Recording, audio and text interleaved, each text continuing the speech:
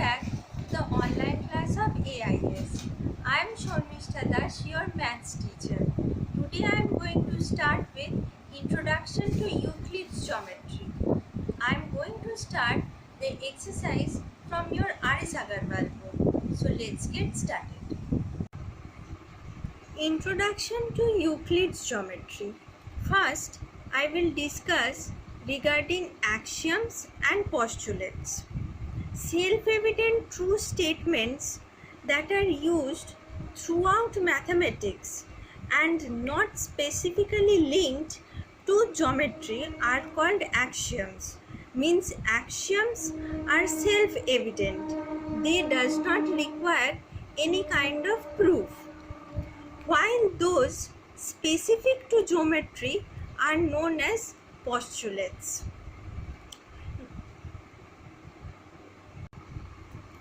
Now let's come to Euclid's axioms. That means these are the things that doesn't require any kind of proof. First axiom, things which are equal to the same thing are equal to one another. Number 2, if equals are added to equals, the wholes are equal. Number 3, if equals are subtracted from equals, the remainders are equal. There are total 5 axioms. Now let's come to number 4. Things which coincide with one another are equal to one another.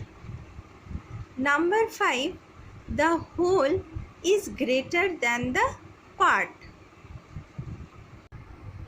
Now axiom number 6.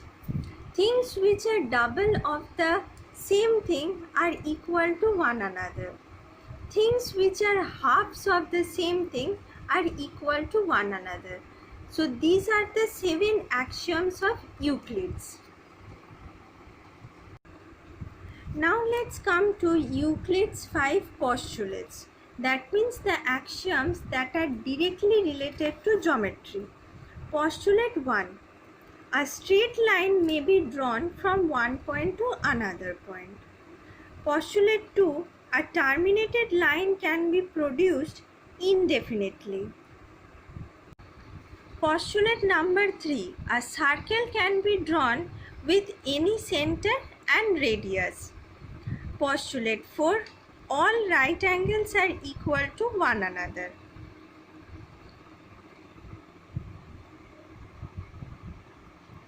Postulate 5. If a straight line falling on 2 straight lines makes the interior angles on the same side of it taken together less than 2 right angles, then the 2 straight lines, if produced indefinitely, meet on that side on which the sum of the angles is less than 2 right angles. Now this can be explained by this figure. CD, EF and AB are the 3 lines. AB is a line that falls on CD and angle CGH plus angle EAG is less than 180 degree. So in the given figure, the line AB falls on CD, on 2 straight lines CD and EF. This one you can see that AB is falling on CD and EF. Cutting them at the 2 points G and H, such that angle CGH plus angle EAG is less than 180 degree. On the left side of AB. See, it is falling on the left side of AB. So, the straight lines CD and EF, this straight line CD and EF, when it will be produced, it will meet on the left hand side. See where the sum of these 2 angles is less than 180 degree. This has been explained by Euclid's Number 5, postulates. From the given figure, this is the question of your R.S. Agarwal book, number 5. From the given figure, name the following. 3 lines I have to name. Number 2, 1 rectilinear figure. Number 3, 4 concurrent points. Now this is the figure that has been given. Now the thing is that I have to name 3 lines. As you all know that line does not have any end point.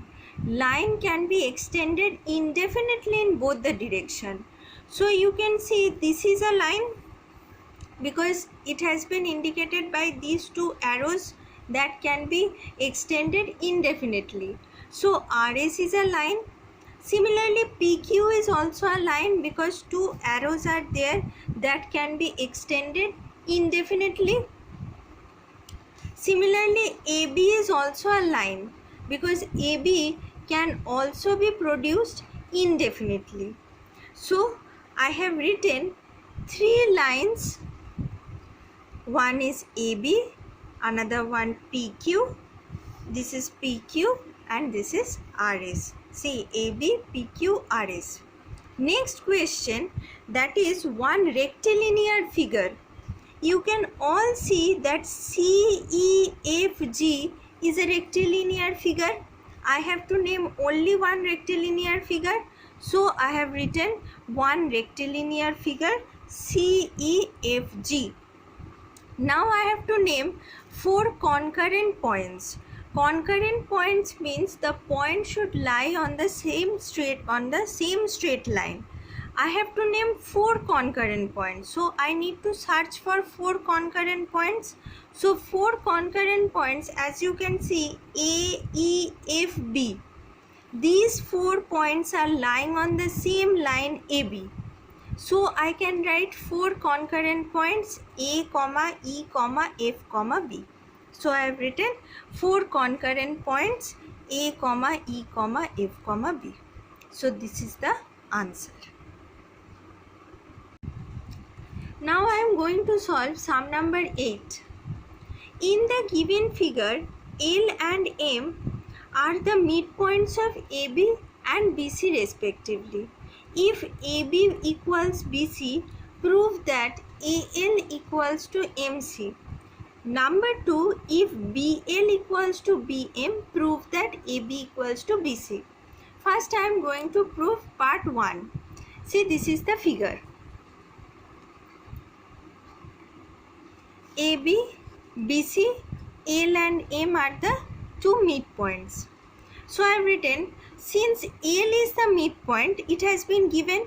So I can write AL equals to LB equals to half of AB since L is the midpoint. Similarly, BM equals to MC equals to half BC because M is the midpoint. So I can write the reason here. M is the midpoint. Now it is given in the question AB equals to BC. So what we can write, that therefore half of AB equals to half BC because AB equals to BC. So from equation 1 and 2, what we can get, that is AL equals to MC. Proved.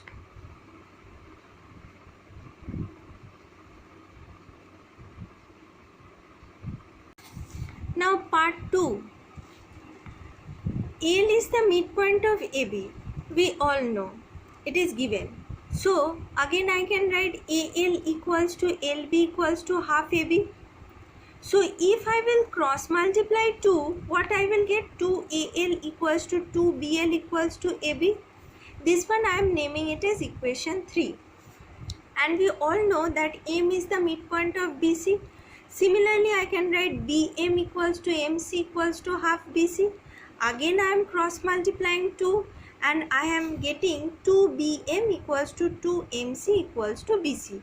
I am naming this as equation 4. So from equation 3 and 4, what I can write, we also know that BL equals to BM, it is given in the question. So from equation 3 and 4, we are getting AB equals to BC. So we can write AB equals to BC. Proved. So here we come to the end of this exercise. Hope you understood. Thank you, students.